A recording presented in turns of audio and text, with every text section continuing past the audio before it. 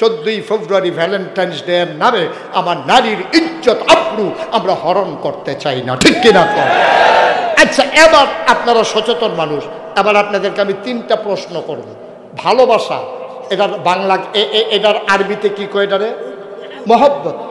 মহব্বত ধরেন, হুব্বুন মহাব্বত, হুব্বুন থেকেই মহব্বত এসেছে।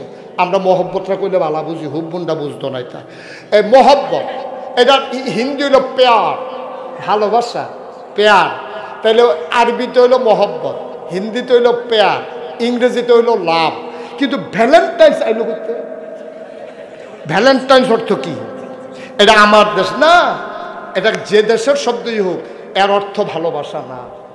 ভ্যালেন্টাইন্স অর্থ ভালোবাসা না। ভ্যালেন্টাইন্স হলো একটা ব্যক্তির নাম, সেন্ট ভ্যালেন্টাইন্স, সাধু ভ্যালেন্টাইন্স একটা ব্যক্তির নাম। সে ছিল খ্রিস্টান, সে খ্রিস্টান ধর্মটারে তছনছ করে দিছে। যত ভালো কথাগুলো সবগুলো খলত পলত করে দিয়ে খ্রিস্টান ধর্মটাকে ধ্বংস করে দিয়েছে। খ্রিস্টান ধর্মটাকে ভোগের ধর্মে বানিয়েছে।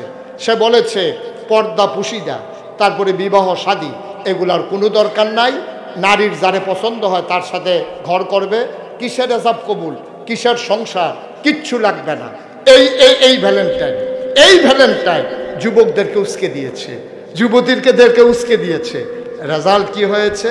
আজকে ইউরোপিয়ান কান্ট্রিগুলোতে আপনি খবর রাখেন না, 1970 সালে একটা জরিপ হয়েছিল যে কত % মানুষ আমেরিকাতে সংসার করে।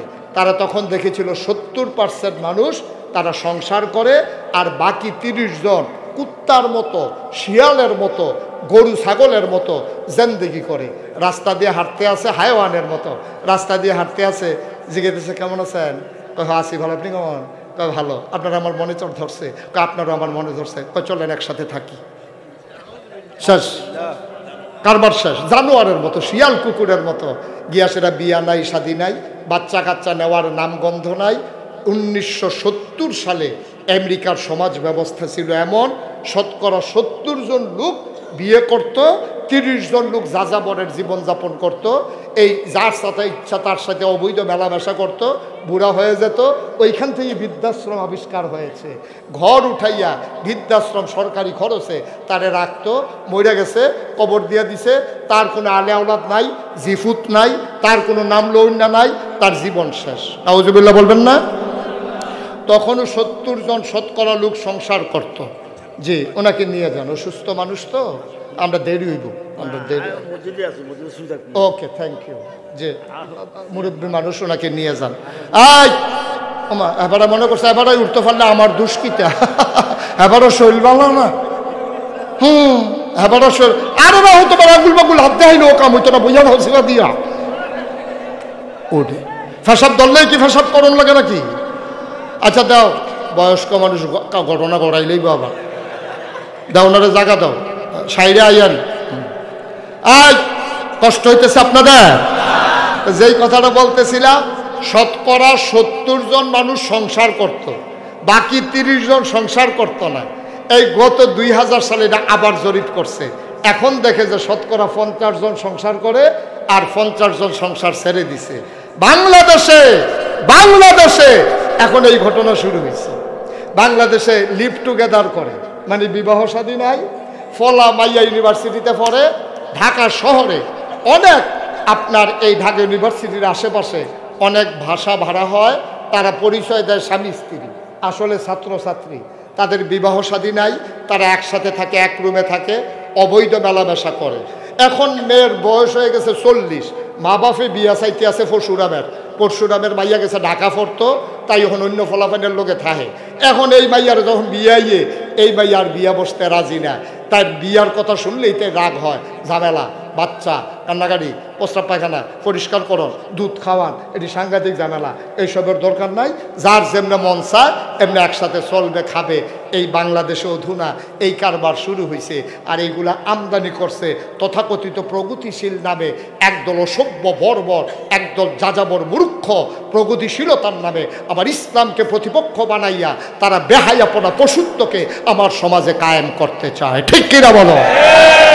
আমরা বলেছি এই দেশ বাংলাদেশ এই দেশে ৯২ জন লোক মুসলমান।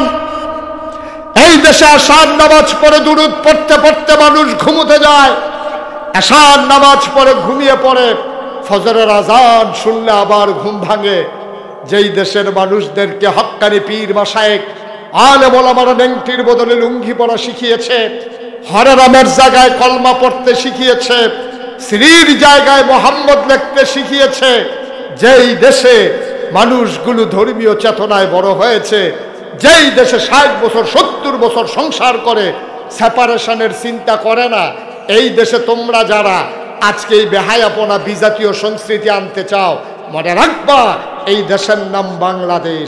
ঢাকা রাজধানীতে শীততাপ নিয়ন্ত্রিত কক্ষে বসে পুলিশ পাহারায় ইসলামের বিরোধিতা করা সহজ, পাল্লা পরশুরামের জমিনে এসে বলো পিঠের চামড়া নিয়ে ঢাকা যাওয়া যাবে না।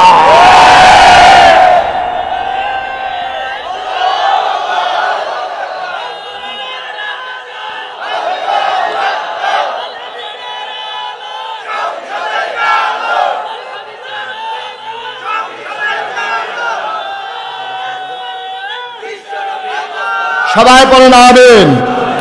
সুতরাং সজাগ থাকতে হবে, আমাদেরকে জানিয়ে দিতে হবে আমরা ছিলাম, আমরা আছি, আমরাই থাকবো ইনশাআল্লাহ। আমরা গজিয়ে উঠা কচুরি পানা না যে গরু লাগাইয়া খাওয়াই ফেলবা, আমরা সমুদ্রের ফেনা না যে বাতাসের সাথে মিশে যাব।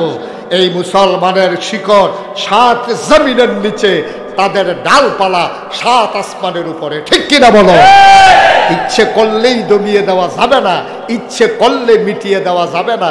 নবীকে তারা চেষ্টা করেছে, আল্লাহ নবী সকল ক্ষেত্রে বৈপ্লবিক পরিবর্তনের মাধ্যমে আল্লাহর জমিনে আল্লাহর দ্বীনকে কায়েম করে দেখিয়ে গেছেন, ঠিক কিনা বল?